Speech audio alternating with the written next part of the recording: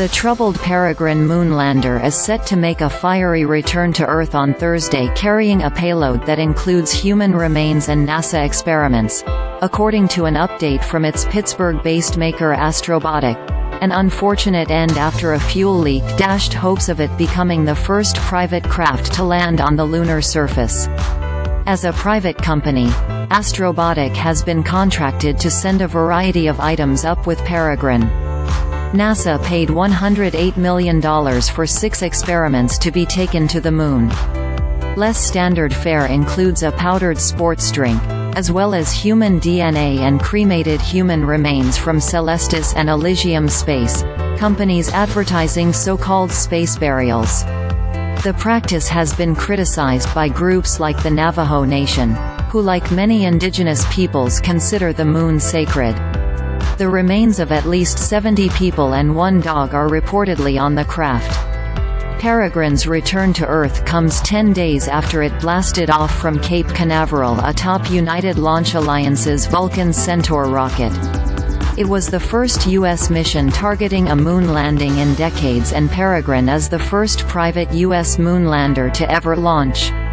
Had its mission been successful, Astrobotic would have become the first private company to complete a moon landing and would have joined a select group of just 4 government agencies, from the US, Soviet Union, China and India, in doing so. Its aspirations were dashed when Peregrine suffered a critical fuel leak shortly after launch. Astrobotic conceded the leak meant there was no chance of completing a soft landing on the Moon. While Peregrine could have been crashed into the lunar surface or left to drift through space, Astrobotic said it had elected to return it to Earth to prevent creating space debris that could become a problem for others operating in space. Ultimately, we must balance our own desire to extend Peregrine's life, operate payloads, and learn more about the spacecraft, with the risk that our damaged spacecraft could cause a problem in cislunar space, the company said. While Peregrine was unable to complete its mission, its journey was not a complete failure.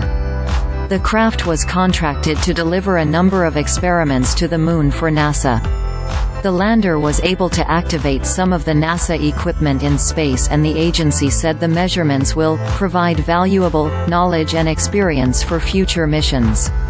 NASA plans to send astronauts back to the Moon as part of its Artemis program in 2025 and 2026 to set the stage for long-term scientific exploration. The agency is also working with international and commercial partners to build a space station around the Moon, Gateway, which it said will become a vital component of NASA's deep space exploration plans to the Moon, Mars and beyond. NASA said the first mission to Gateway, Artemis IV, is on track for 2028. It's not known what caused the propellant leak in Peregrine that ultimately proved fatal to its mission.